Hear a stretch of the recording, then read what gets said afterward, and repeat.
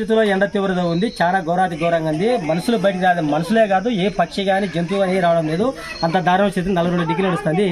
Shri Vinayaka foundation team మనం దూరుపట్నంలో 3 సలింద్రాలు పెట్టడం జరిగింది. అక్కడ 2 రోజులకు ఒకసారి మజ్జిగ ప్రజలకు అందిస్తూ ఉన్నాము. కనీసం అంటే స్లమ్ ఏరియాలో ఉన్న పేదలకు అన్ని ఆలోచన ఈ రోజు మనం యజ్ఞం మొదలుపెట్టడం జరిగింది. అంటే చూడేటట్టు ఇక్కడ పేదవాళ్ళకి గుడిసిన వాళ్ళకి కానీ ఈ రోజు నుంచి ప్రతి 2 రోజులకు ఒకసారి పేదవాళ్ళకి కానీ మనం చల్లటి మజ్జిగ నుంచి కనీసం కొంతైనా సరే ఎండ తీవ్రత తగ్గించడానికి ప్రయత్నం చేస్తున్నాము.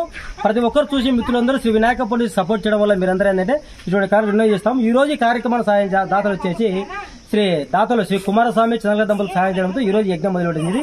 ఆ భగవంతుని ఆశీస్సులు ఈ పెద్దవాళ్ళ ఆశీస్సులంతా ఆ కుటుంబాలు కోరుకుంటున్నాము. Thank you. జై హింద్, జై భారత్.